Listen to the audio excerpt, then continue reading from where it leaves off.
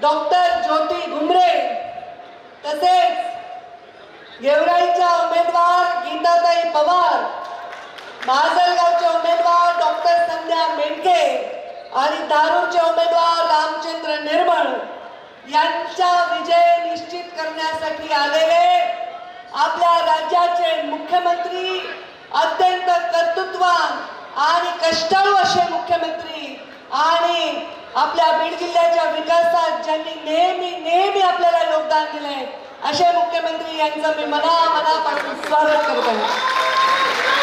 आज योगेश क्षीरसागर मंचावर उपस्थित आहेत, आपल्या जिल्ह्याचे अध्यक्ष शंकर देशमुख आहेत, मंचावर उपस्थित सर्व जिल्ह्याचे नेते आहेत। मी आमच्या मुख्यमंत्र्यांचा वेळ जास्त घेणार नाही, पण मी आपल्याला सर्वांना विनंती करते की आपण सर्वांनी या आमच्या उमेदवारांना, खास करून बीडची सभा आहे, आमच्या डॉक्टर ज्योती घुमरे यांना प्रचंड प्रचंड प्रचंड मतांनी विजयी करावं। माझ्या राजकीय जीवनामध्ये प्रत्येक सभेला देवेंद्रजी आपण आलात, मी आपल्याला सांगितलं बीडला आपण जरूर सभेला या। ते म्हणाले पंकजा काही गरज नाही, सगळं चांगलं चाललंय, मला राज्यभर सभा आहे। मी म्हटलं तुम्ही फक्त बीडला या आणि सरकार बीडच्या या भारतीय जनता पार्टीच्या सगळ्या नगराध्यक्ष आणि नगरसेवकाच्या पाठीशी उभं आहे एवढं सांगा। आमच्या विजयावर सुनिश्चिततेची मोहर लागल्याशिवाय राहणार नाही। आदरणीय मुख्यमंत्री महोदय, काही दिवसापूर्वी माझ्याकडे योगेश क्षीरसागर आणि त्यांच्या पत्नी सारिका क्षीरसागर आल्या। त्यांनी मला विनंती केली की ताई आम्हाला तुमच्या बरोबर काम करायची इच्छा आहे। मी त्यांना विचारलं का, तर त्यांनी सांगितलं त्यांच्या काही अडचणी त्यांनी मांडल्या। एक सुविद्य असा डॉक्टर मुलगी विधानसभा लढली आहे, आपण संपूर्णपणे आपली शक्ती त्यांच्या मागे लावली, अगदी थोडक्यात त्यांचा पराभव झाला। या बीडमध्ये नेहमी युतीचं राजकारण राहिलेलं आहे, या बीडमध्ये नेहमी ही जागा शिवसेनेला असल्यामुळे आम्ही नेहमी पाठराखण करण्याची भूमिका केली। क्षीरसागर परिवाराची सुद्धा आम्ही नेहमी पाठीशी एकत्र मिळून काम केलं। पण सर देवेंद्रजी, आपण 100% भाजपा हे आपलं भविष्य आहे आणि त्यासाठी मी विचार केला की आता असा घास नाही खायचा, आता जी मदत करायची ती भारतीय जनता पार्टीचं कमळाचं फूल घेऊनच करायची।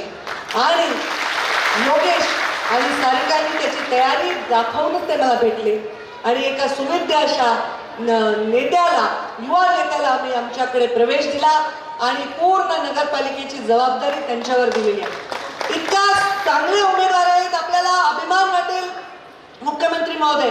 एकदम सगळ्यात लहान मला वाटतं राज्यामध्ये उमेदवार आहे आमची संध्या मेंढके, आमच्या ज्योतिताई घुमरे या डॉक्टर आहेत स्वतः, आमच्या गीता बाळराजे पवार या पण एक सुविद्य अशा उमेदवार आहेत, बचत गटाची मोठी चळवळ काम करतात त्या, आणि आमचे रामचंद्र निर्मळ एक उद्योगपती आहेत। एक चांगल्या परिवारातील उमेदवार आम्ही दिलेले आहेत। इथे भारतीय जनता पार्टीची संस्कृती आहे, या संस्कृतीमध्ये राष्ट्रवादाला स्थान आहे पण गुंडागर्दीला स्थान नाही आहे आणि म्हणून लोकांचे मताबरोबर मन जिंकण्याच्या प्रवृत्तीचे लोक आपण बरोबर घेतलेले आहेत। सुविद्य, सुशिक्षित, सुसंस्कृत आणि स्वच्छ चेहरे आपण दिलेले। मुख्यमंत्री महोदय, हा बीड जिल्हा हा मुंडे साहेबांचा जिल्हा आहे। मुंडे साहेबांनी भारतीय जनता पार्टीचं बीजारोपण या जिल्ह्यामध्ये केलेलं आहे आणि मला त्यांनी एकच शिकवलं की पक्षाच्या हिताच्या निर्णयामध्ये स्वतःचं हित अडवं आलं नाही पाहिजे। आणि जेव्हा जेव्हा पक्षाचा हिताचा निर्णय होता तो निर्णय आम्ही सावंत केलेला आहे। अगदी मुंडे साहेबांचा जो मतदारसंघ आहे तो सुद्धा युतीमध्ये राष्ट्रवादीला आम्ही देण्यासाठी मागे पुढे पाहिलं नाही, 1.25 लाख मतांनी त्या निवडणुकीला आम्ही विजय मिळवून दिला।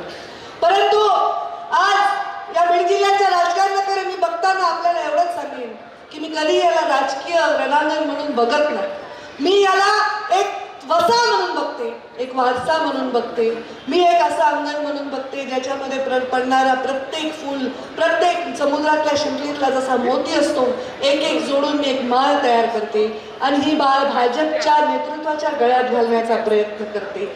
आपल्या कमळाची ही माळ आपल्या गळ्यामध्ये आम्ही घालत असताना त्या मायेचा धागा कसा सशक्त राहील, हा धागा कसा तुटणार नाही, ते परत विखुरलं जाणार नाही, ही जबाबदारी आता मी तुमच्याकडे सोपवत आहे.